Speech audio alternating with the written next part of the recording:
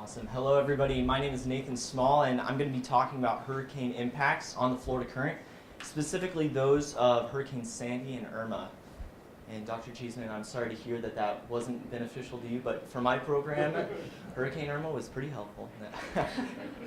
So first off, as you guys have heard, the Florida current is very ripe with kinetic energy, and we've specifically been looking at how to harvest this kinetic energy. One potential liability are hurricanes and tropical storms. The danger with these storms is that, apart from the natural danger, the danger to the current is essentially that they have the potential to interfere and disrupt these currents in multiple different ways.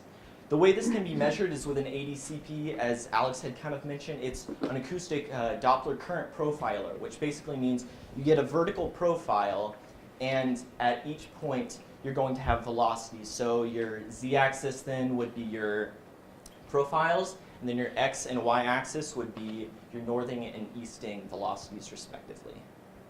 So there were four main variables that I really wanted to take a look at during my research: direction, magnitude, shear direction, and shear magnitude. Direction magnitude obviously can show you where the current is traveling, and as hurricanes pass by, you can see where those changes occur. Shear direction and shear magnitude can show you how those changes occur over time and also how they occur over depth.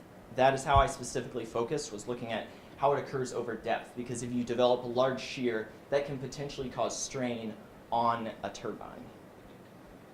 So a little bit more on that. Alex had also mentioned this just a little bit, but essentially what I was looking for is called the Ekman spiral. And as you have an effect occurring near the surface of water, basically you will see that effect decay throughout the water. So I looked at this from a direction perspective and then also from a magnitudal perspective. So as you can actually see here, this is from Hurricane Sandy, and we did see an Ekman spiral, and it was pretty constant and consistent. And then as for the shear velocity, we did see a significant shear appear where we had a slower velocity near the top, a faster velocity near the bottom, and this was the maximum shear right here, which was over 15 meters of depth. We saw one change in meter per second.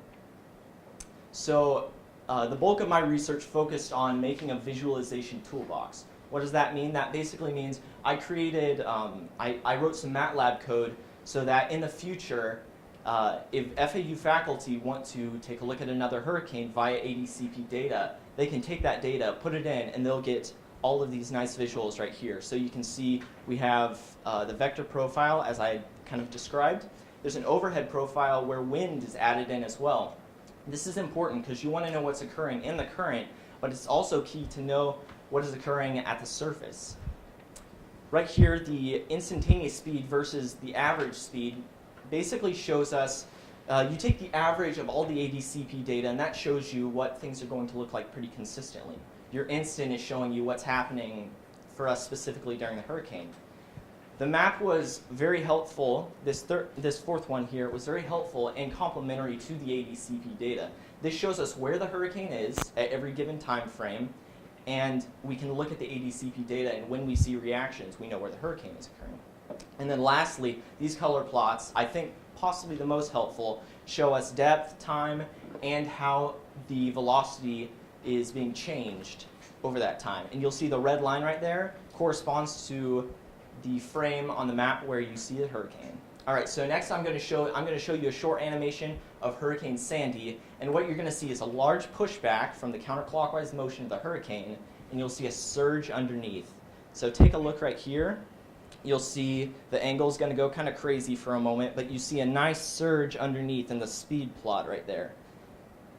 And that's most likely due to the path of least resistance nature of the current as it's being slowed from the surface. So that's where the largest shear develops. And then we're also going to take a look at Hurricane Irma right here. Now, something very interesting about both of these hurricanes is they occurred on either side of the ADCP area, the general area.